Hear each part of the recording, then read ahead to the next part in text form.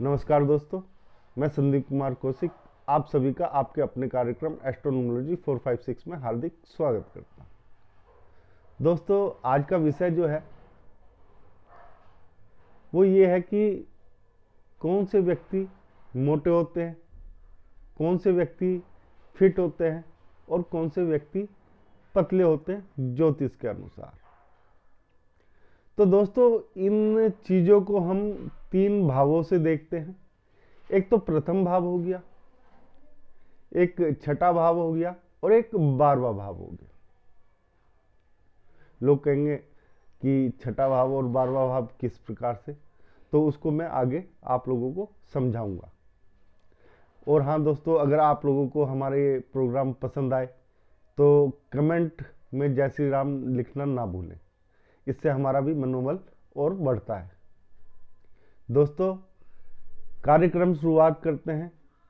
अगर किसी भी यानी लग्न में ये 3 राशियां आ जाए, यानी अग्नि वाली राशियां, एक तो मेष हो गई, एक सिंह हो गई और एक धनु हो गई। ये तीनों राशियां अगर प्रथम भाव में आ जाए यानी पहले घर में आ जाए, तो आमतौर पे देखा जाता है कि ऐसा व्यक्ति जो है बिल्कुल फिट लोगों की श्रेणी में आते हैं। यानी कि ये ना ज़्यादा मोटे होते हैं और ये ना ज़्यादा पतले होते हैं। लेकिन हाँ, धनु राशि जैसे यहाँ पे बन रही है, धनु राशि गुरु का भी अंक होता है एक तरीके से, ठीक है ना। इसके जो स्वामी है वो गुरु भी है। तो ऐसे में दोस्तों, अगर धनु आ जाती है और उनके स्वामी गुरु है, लेकिन अग्नि तत्व होने के कारण ये जो राशि है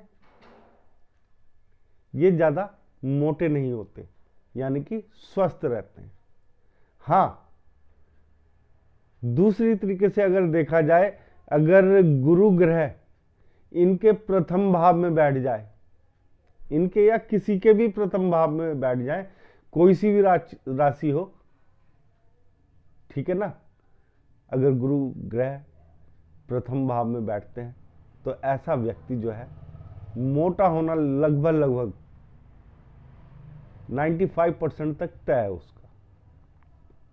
ऐसे व्यक्ति आपको अधिकतर मोटे ही मिलेंगे। दूसरी ओर जो फिट लोगों की श्रेणी में आते हैं, उनके जो ग्रह हैं वो है मंगल, सूर्य, बुध। ये 3 ऐसे ग्रह हैं जो किसी भी राशि में आ जाए तो ऐसे व्यक्ति हमेशा फिट रहते हैं। ये ना ज़्यादा मोटे होते हैं ना ज़्यादा पतले होते हैं, फिट रहते हैं, हमेशा स्वस्थ रहते हैं लगभग। इसके बाद दोस्तों आते हैं कौन से व्यक्ति पतले होते हैं। दोस्तों, शनि ग्रह अगर या शनि ग्रह से संबंधित कोई भी राशि प्रथम भाव में आ जाए तो ऐसे लोग भी हमेशा पतले रहते हैं। इसके अलावा जो ग्रह केतु है, केतु भी अगर यहां पे आ जाए प्रथम भाव में तो आदमी जो है थोड़ा दुबला पतला ही रहता है। इसके बाद जो तीसरा ग्रह है दोस्तों वो है बुध ग्रह। बुध ग्रह भी अगर प्रथम भाव में आ जाए तो व्यक्ति दुबला पतला ही रहता है। अब जैसे चंद्र राशि है, चंद्र राशि और गुरु ये जिस भी भाव में आ जाएंगे,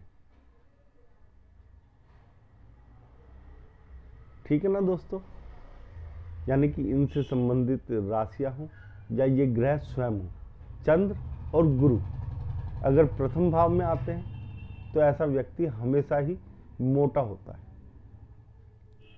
गोल मटोल होता है, जिसे कह देते हैं हेल्दी, ओवर हेल्दी भी हो जाते हैं कई बार ये लोग। अधिकतर ऐसे लोग ही आपको ओवर हेल्दी मिलेंगे।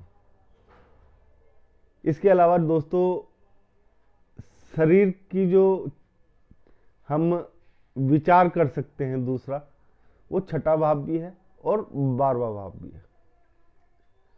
अब कई लोग इस बात से हो सकता है सहमत ना हो, लेकिन इन दोनों की गणनाएं भी, अगर आप शरीर के बारे में देख रहे हैं तो आपको ये दोनों गणनाएं भी देखनी पड़ेगी, क्योंकि छठा भाव जो होता है हमारी बीमारियों का होता है और साथ में 12वां भाव यानी व्यय का भाव होता है।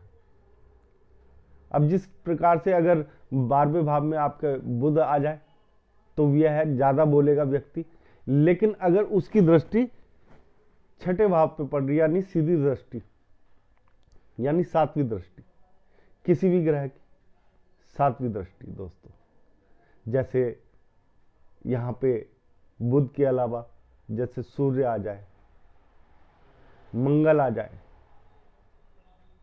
इस तरह के ग्रह आ जाए तो व्यक्ति जो है एकदम फिट रहता है। लेकिन वहीं पे अगर खाली बुध ग्रह आ जाए यहाँ पे, तो वो ऐसा व्यक्ति को जो होता है वो दुबला पतला हो जाता है, क्योंकि ये व्यय का भाव है और ये सीधा छठे भाव को देख रहा है। इस कारण से ऐसे व्यक्ति दुबले पतले हो जाते हैं। लेकिन अगर यहीं पे जैसे चंद्र आ गया, चंद्र देख रहा है तो आदमी जो मोटा होता है, गुरु आ गया, गुरु देख रहा है तो मोटा होगा। गुरु यहां पे आ जाए लेकिन उसकी दृष्टि जो है यहां पे जैसे सूर्य हो गया, मंगल हो गया, 2 ग्रह हो या 1 ग्रह हो, इस पे पड़ रही है गुरु पे, तो ऐसा व्यक्ति आमतौर पे ज्यादा मोटा नहीं होता, पतला ही रहता है, मतलब मीडियम स्वस्थ। इसके अलावा अगर मंगल आ जाए यहाँ पे, गुरु या चंद्र कोई भी बैठा हो, तब भी आदमी जो है मतलब कि ना ज्यादा मोटा होगा ना ज्यादा पतला होगा, स्वस्थ होगा, जिसे मीडियम कहते हैं, ऐसे व्यक्ति। दोस्तों, इसके अलावा अगर आप लोग मोटापे से परेशान हैं तो इसमें कुछ उपाय भी हैं, या आप अगर ज्यादा पतले हैं तो उन चीजों के भी उपाय हैं दोस्तों। जैसे आप ज्यादा मोटे हैं तो उसके क्या उपाय होते हैं? वैसे तो आपको अपनी कुंडली के अनुसार ही किसी को दिखा के ये उपाय करने चाहिए, लेकिन अगर आपको थोड़ा बहुत ज्ञान है इस विषय में और आप उनके उपाय करना चाहते हैं, तो सबसे पहला जो उपाय है वो मोटे लोगों के लिए बता रहा हूं मैं, जो एक्स्ट्रा मोटे होते हैं या जो मोटे की श्रेणी में आते हैं। उन लोगों को एक तो एकादशी का व्रत जरूर करना चाहिए। बृहस्पति से संबंधित चीजें जो होती हैं उनका दान करना चाहिए। तर्जनी उंगली, ठीक है दोस्तों, ये तर्जनी उंगली है, इसमें आपको सोना पीतल जरूर पहनना चाहिए। और अगर आपके पास थोड़े पैसे हैं और आप कुछ और उपाय भी करना चाहते हैं तो इसमें सफेद या पीले रंग का पुखराज भी आप पहन सकते हैं। इन चीजों से व्यक्ति जो है उसका वजन जो है कंट्रोल हो जाता है, इन उपायों को अपनाकर। इसके अलावा जब भी आप गणेश जी को पूजा करें, गणेश जी की पूजा करें, तो उन्हें दुर्वा घास जो होती है वो जरूर दें, यानी कि उनके जो भोग होता है या प्रसाद होता है उसमें जरूर आप ये घास रखें। इसके अलावा कोई व्यक्ति, मीडियम वालों को तो खैर कोई जरूरत नहीं है क्योंकि वो आमतौर पे स्वस्थ ही रहते हैं, जैसा कि मैं आप लोगों को बता चुका हूँ। लेकिन अगर कोई दुबला पतला व्यक्ति है ज्यादा, ठीक है दोस्तों, तो ऐसे व्यक्ति को शनि, केतु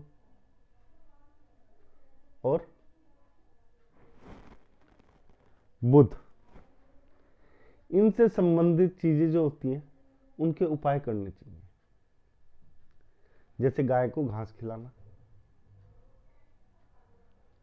हरा रुमाल अपनी जेब में रखना,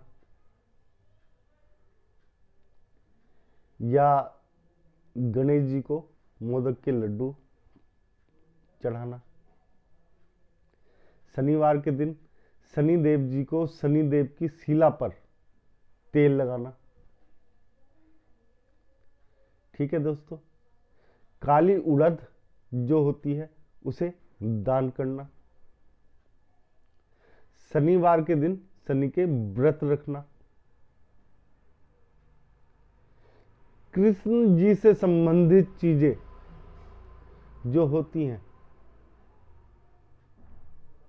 उनके उपाय भी आप अपनाकर अपने शरीर को स्वस्थ कर सकते हैं। यहाँ पर यानी घर के ऊपर एक धर्म ध्वजा जो होती है वो भी लगा के आप अपने शरीर को थोड़ा सा मोटा कर सकते हैं, यानी कि पतले से थोड़ा सा मोटा हो जाता है ऐसे व्यक्ति भी। दोस्तों आज के कार्यक्रम में बस इतना ही। अगर आप लोगों को हमारा ये छोटा सा कार्यक्रम पसंद आया है तो दोस्तों जय श्री राम जरूर लिखिए कमेंट बॉक्स में, और लाइक करिए, शेयर करिए और हमारे चैनल को सब्सक्राइब करिए। जय श्री राम।